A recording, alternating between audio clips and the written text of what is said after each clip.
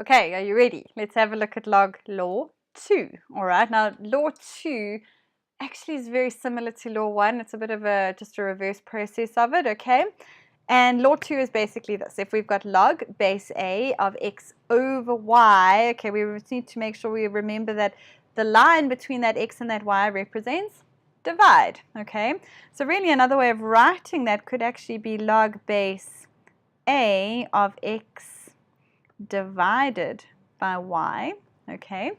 And if we stretch that out and we separate it into two separate terms, we then will write it as log base A x minus log base A y. So as long as it's that these two values are being divided, then when we stretch it out, it becomes minus. Now, similarly to the previous example, if we have got log of ax minus y, please be very clear that it is not the same as then saying log base a, whoopsie, sorry, let's get log base a of x divided by log y.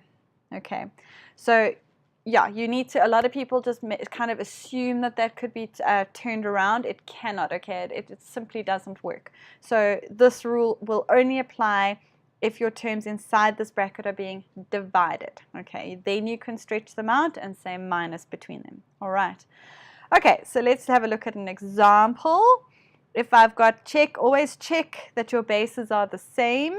And if that's the case, if I've got a minus between my two terms, we can say log base 4, and we would have u divided by v. Okay, so it looks pretty simple, and it is. Like I said, the idea is more later on we start layering all the different laws together, and then it starts becoming a little bit more complex. Okay, so let's practice some of these, and then we'll get on to the more interesting examples.